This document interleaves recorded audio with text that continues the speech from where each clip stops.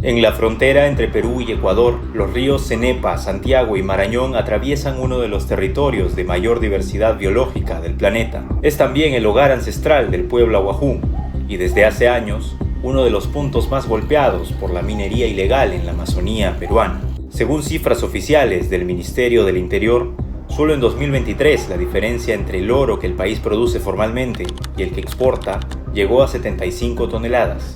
Esa brecha, como advierte el propio Estado, revela que la minería ilegal mueve hasta 40 veces más dinero que el narcotráfico. En la provincia de Condorcanqui, las comunidades ahuajún llevan años denunciando la presencia de dragas y campamentos mineros en sus ríos. Estas economías ilegales se están desplazando ahora hacia el Cenepa, donde hay indicios de que organizaciones provenientes de Ecuador buscan explotar el oro en territorio peruano. Estas economías que se dedicaban a la minería ilegal se están trasladando ahora al Cenepa. Incluso tenemos identificados que existirían grupos que se disputan el dominio por la minería ilegal en la frontera con el Ecuador, que incluso dentro de las denuncias que hemos conocido ingresan organizaciones ecuatorianas para explotar el mineral en nuestro país. El Instituto Nacional de Recursos Naturales advirtió hace años que cualquier alteración en las partes altas de la cordillera del Cóndor afectaría directamente el agua de la que dependen las comunidades ahuajún y huampís. Pese a ello, más de 87.000 hectáreas de ese territorio han sido concesionadas para actividad minera. Es poco, porque sinceramente después de los trabajos de la interdicción vuelven a aparecer nuevamente bastante. Tampoco existe un monitoreo constante de parte de la policía y eso para los mineros ilegales es una entrada más fácil porque logran hacer ingreso de las maquinarias, ¿no?, que son enormes. Pero el problema no solo es ambiental. Según los testimonios, la falta de control también golpea la seguridad y la unidad en las propias comunidades. Podemos traducir que ya a estas alturas la mayoría de las comunidades ribereñas han aceptado este trabajo ilegal debido a que promueve bastante economía y a la mayoría de los comuneros facilita un ingreso que sustenta económicamente a sus familias. Frente a la limitada presencia del Estado en este territorio, son las propias organizaciones indígenas y sus defensores quienes han asumido la vigilancia territorial, pero esa labor tiene un costo.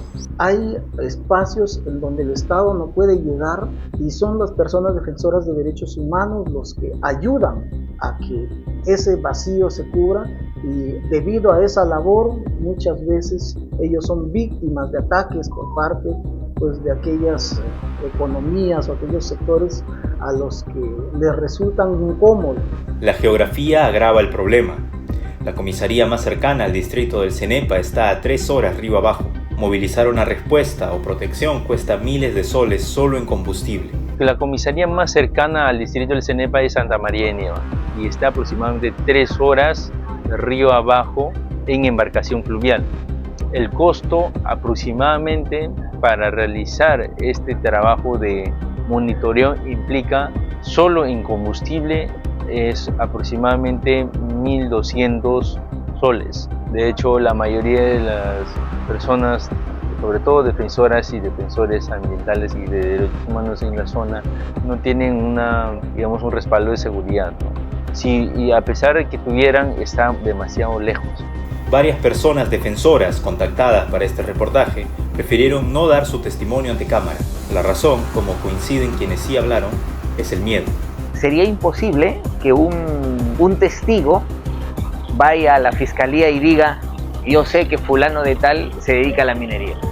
No podría darse, porque ese señor después tendría muchísimos problemas, entre ellos la muerte.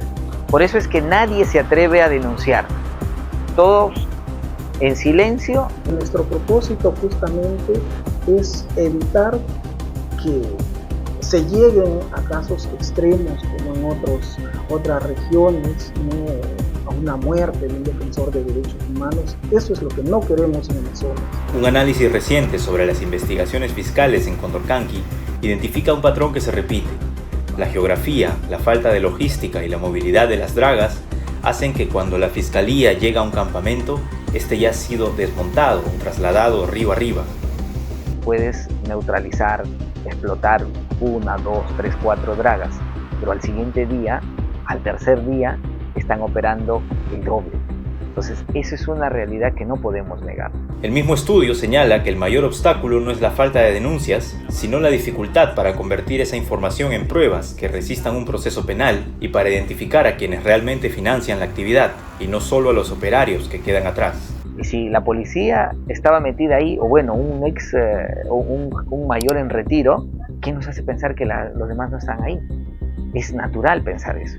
Entonces, yo creo que ahí se tendría que hacer un trabajo muy fuerte. Aquí hay una paradoja.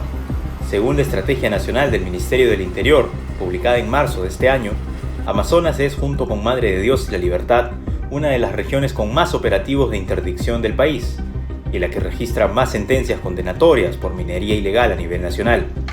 Pese a ello, quienes trabajan en la zona coinciden en que la actividad ilegal no se detiene. Si es que se dan denuncias, investigaciones y luego se terminan archivando, lo que se genera es impunidad, y con eso más bien lo que se hace es se incrementa, ¿no?, estos delitos. A esto se suma un factor normativo que las propias autoridades han señalado como un problema: el Registro Integral de Formalización Minera, el REINFO. Creado en 2017 como una medida temporal, ha sido prorrogado al menos 5 veces. De acuerdo con cifras del Ministerio de Energía y Minas, si se toma como referencia las prórrogas aprobadas del 2019 a 2023, se puede concluir que ingresaron 32.835 solicitudes y tan solo se formalizaron 725 titulares, es decir, tan solo el 2,21% de los casos.